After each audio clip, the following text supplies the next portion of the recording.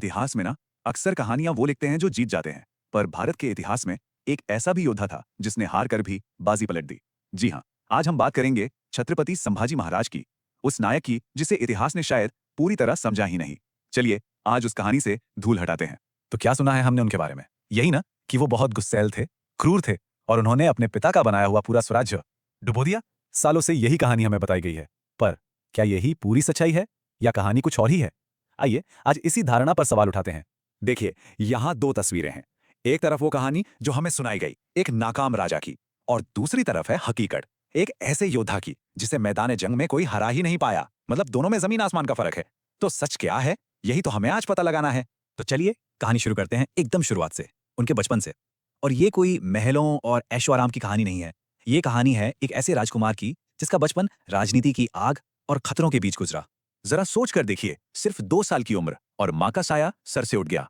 फिर जब वो सिर्फ 9 साल के थे, जिस उम्र में बच्चे खेलते कूदते हैं, उन्हें एक पॉलिटिकल हॉस्टेज बनाकर मुगल दरबार भेज दिया गया। और फिर वो ऐतिहासिक किस्सा, अपने पिता शिवाजी महाराज के साथ फलों की टोकरियों में छिपकर आगरा से निकल भागना।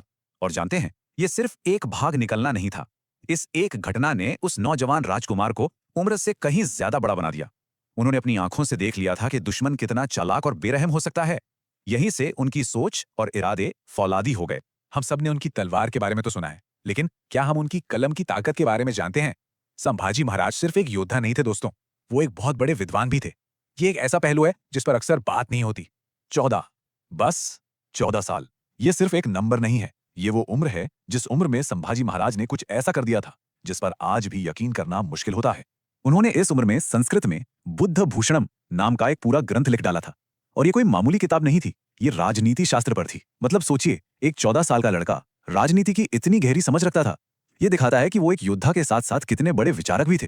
और बात सिर्फ संस्कृत की नहीं है, वो 1, 2, 3 नहीं बल्कि 8 भाषाएं जानते थे। संस्कृत, ब्रज, फारसी, हिंदी, पुर्तगाली तक। अब सोचिए, जब आप अपने दुश्मन की भाषा समझते हैं तो आप उनकी रणनीति को भी आधा तो वहीं समझ जाते हैं। ये बहुत बड़ा एडवांटेज था। और ये बात हम नहीं कह रहे हैं, ये उस समय के एक अंग्रेज गवर्नर ने कहा था। उसने लिखा कि शिवाजी का बेटा डिप्लोमेसी में अपने बाप से भी 2 कदम आगे है, क्योंकि वो हमारी जुबान समझता है पर हम उसकी नहीं। ये उनके दुश्मन का कहना था। इससे पता चलता है कि उनका रुतबा क्या था, एक योद्धा और एक चतुर राजनेता। साल था 1680। छत्रपति शिवाजी महाराज इस दुनिया में नहीं रहे। मराठा साम्राज्य पर जैसे दुखों का पहाड़ टूट पड़ा। और दुख से भी ज्यादा खतरनाक थे अंदर के दुश्मन, जो साजिशें कर रहे थे। और इसी अफरा तफरी के बीच दक्कन की तरफ एक बहुत बड़ा तूफान बढ़ रहा था। 5 लाख, जी हाँ 5 लाख सैनिक। ये थी औरंगजेब की फौज जो उसने दक्कन में उतार दी थी। उसका सिर्फ एक ही मकसद था, मराठा स्वराज्य को जड़ से उखाड़ फेंकना। आप सोच सकते हैं हालात कितने मुश्किल, कितने नामुमकिन रहे होंगे। और सिर्फ औरंगजेब ही नहीं था, संभाजी महाराज एक ही वक्त पर 4-4 दुश्मनों से लड़ रहे थे। एक तरफ मुगल, दूसरी तरफ पुर्तगाली, फिर सिद्दी और अंग्रेज भी थे। मतलब चारों तरफ से घिरा हुआ था उन्हें। वो बिल्कुल अकेले खड़े थे इन सबके खिलाफ।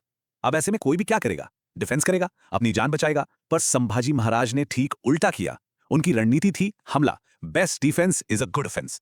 उन्होंने बिजली की रफ्तार से मुगलों के सबसे अमीर शहर बुरहानपुर पर हमला कर दिया। और जानते हैं, नासिक के पास एक छोटा सा किला है रामसेज। उनके मुट्ठी भर मावलों ने उस किले को 1-2 नहीं पूरे 6 साल तक मुगलों से बचाए रखा। तो नतीजा क्या निकला इस रणनीति का? 9 साल, 120 से ज्यादा लड़ाइयां और हार? एक भी नहीं, 0। यह आंकड़ा अपने आप में पूरी कहानी कह देता है, उनकी हिम्मत और उनकी चीन रणनीति की कहानी। लेकिन जो दुश्मन आपको मैदान में नहीं हरा पाता, वो अक्सर पीठ पर वार करता है। और यहीं से संभाजी महाराज की कहानी का सबसे दर्दनाक हिस्सा शुरू होता है। ये हार की कहानी नहीं है, ये धोखे की कहानी है।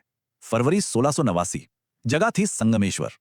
उनके अपने ही एक रिश्तेदार गणोजी शिर्के ने लालच में आकर मुगलों को एक खुफिया रास्ता बता दिया। संभाजी महाराज और उनके दोस्त कवि कलश पर अचानक हमला हुआ और लड़ते लड़ते वो पकड़ लिए गए। जंजीरों में जकड़े हुए संभाजी महाराज को औरंगजेब के सामने लाया गया। बादशाह को लगा बस अब जंग खत्म। उसने जिंदा छोड़ने के लिए 3 शर्तें रखी। पहली, मराठों का पूरा खजाना दे दो।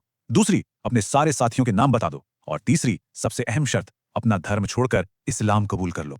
और उनका जवाब इतिहास में अमर हो गया। उन्होंने कहा, औरंगजेब, अगर तू मुझे अपना तख्त और अपनी बेटी भी दे दे तो भी मैं अपना धर्म नहीं छोड़ूंगा। ये सिर्फ एक जवाब नहीं था, ये उस बादशाह के घमंड पर एक तमाचा था। ये ऐलान था कि उनकी आत्मा को कोई खरीद नहीं सकता, कोई तोड़ नहीं सकता।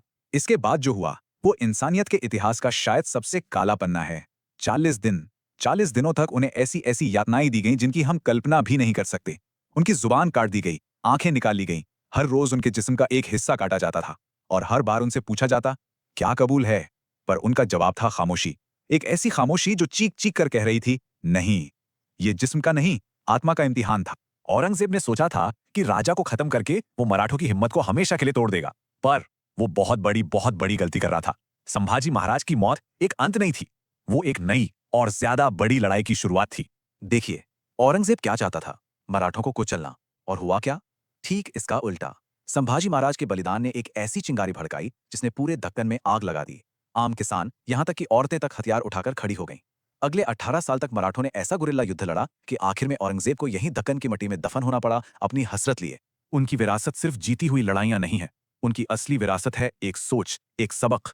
उन्होंने सिखाया कि जब आपके सामने दो ही रास्ते हों, झुकना या मिटना, तो मिट जाना बेहतर है, क्योंकि जो अपने उसूलों के लिए मिट जाता है वो अमर हो जाता है। और इसी बलिदान ने उन्हें बनाया धर्मवीर, यानी धर्म का, राइचियसनेस का रक्षक। तो आखिर में ये हमें एक बड़े सवाल पर लाकर छोड़ देता है, जीत का असली मतलब क्या होता है? क्या मैदान जंग में जिंदा बच जाना ही जीत है, या फिर अपने लोगों के लिए, अपने सिद्धांतों के लिए अपनी जान दे देना? चुका। Thanks for watching. अगर आपको ऐसी सच्ची, गहरी और इतिहास से जुड़ी कहानियां पसंद आती हैं तो वीडियो को लाइक करें, चैनल को सब्सक्राइब करें और ऐसी ही और डॉक्यूमेंट्रीज के लिए हमारे साथ जुड़े रहें। नीचे कमेंट्स में अपना पसंदीदा हीरो या टॉपिक जरूर बताइए, हम उस पर अगला वीडियो जरूर बनाएंगे।